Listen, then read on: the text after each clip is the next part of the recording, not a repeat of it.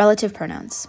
Some relative pronouns are who, which modifies people, whose, which modifies people or things possessively, where, which is for places, when, for time, which, for things, and it adds non-essential information, and that, which is also for things, but it adds essential information.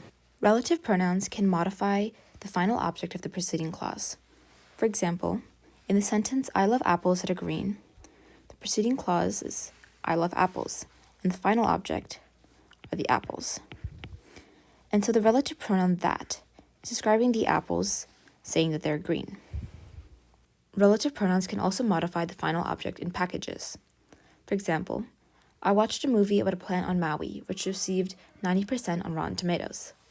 The package in the sentence is a movie about a plant on Maui, and the final object is a movie, because that is what received 90% Rotten Tomatoes. The second sentence is almost the same. It is, I watched a movie about a plant on Maui, which was purple. However, in this sentence, the object isn't a movie. Instead, it's the plant on Maui. And so the relative pronoun which is describing the plant, saying that it's purple. The third sentence, I watched a movie about a plant on Maui, which is the second largest Hawaiian island. The object in this sentence is Maui, and the relative pronoun which is describing Maui as the second largest Hawaiian island. The relative pronoun which, but not that, can grab the entire idea of the preceding clause. For example, I went to sleep late last night, which angered my parents. The relative pronoun which is describing the action of sleeping late and modifying the entire idea and not just a noun, which is what a relative pronoun normally does. The sentence, I have a book which I do not know about, is grammatically correct, but in the English language, we normally don't end the sentence with a preposition.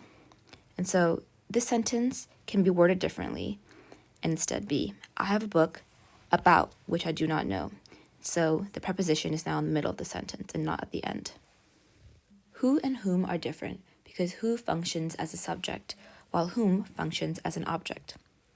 I was excited to see Charlotte, who is my best friend. In this sentence, who is the subject, which is Charlotte, and the verb is describing Charlotte as the best friend.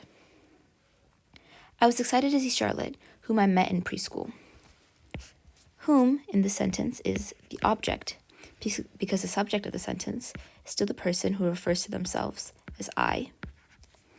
And the verb met is being done by the subject, I, and is being done to Charlotte. People get confused as to whether or not they should add a comma with the sentence with the preposition plus which.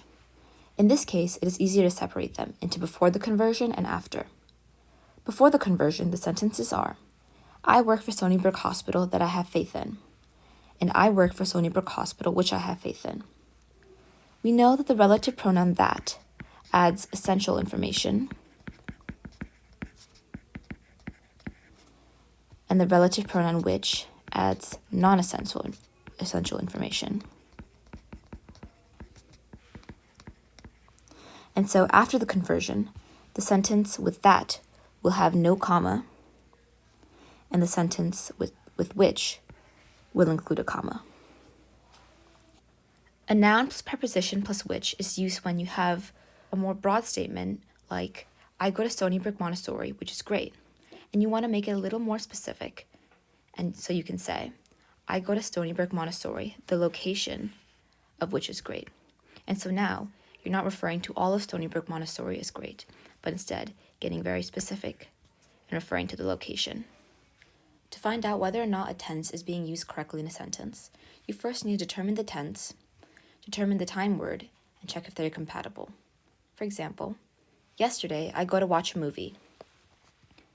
The verb go is in present tense, but the time word, yesterday, is referring to the past.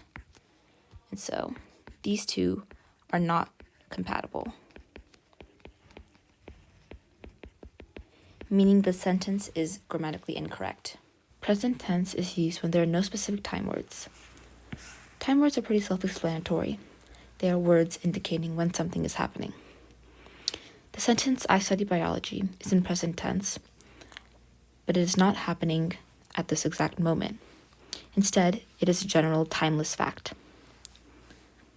The sentence, I am studying biology, is present, and we know this because am is present tense, and the word studying has ing, meaning it is a present participle, which means that it is a continuous act, and it is happening right now. Simple present is written in the infinitive, and it is general and timeless. For example, the sentence, I walk a lot. The sentence, I walk a lot, does not indicate when specifically the subject walks, but instead is a general fact. Present perfect, on the other hand, is written with have or has plus a past participle. So, in the sentence, I have finished my homework, we have the word have and the past participle finished, and it describes the duration till present. Simple future is written using will plus an infinitive, and it targets a specific time in the future.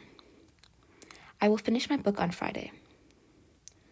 So we know, due to the time indicator, Friday, that the book will be finished on that day. Future perfect is written using will have plus past participle, and it describes the duration till the future. I will have finished my book by Friday. We are not sure exactly when the book will be finished, but we know it will be finished by Friday, and so it gives us an ambiguous period of time. Simple past refers to a specific time in the past, and so the sentence, I watched a movie, would instead be, I watched a movie at 9, because it refers to an exact time as to when the movie was watched. On the other hand, past perfect is written using had plus a past participle, and it's used to talk about the time up to a certain point in the past. And so, I had watched a movie by the time Mary knocked. This past perfect gives us an ambiguous period of time, and so we don't know the exact time as to when the movie was watched, but we know by the time Mary knocked, the movie was done.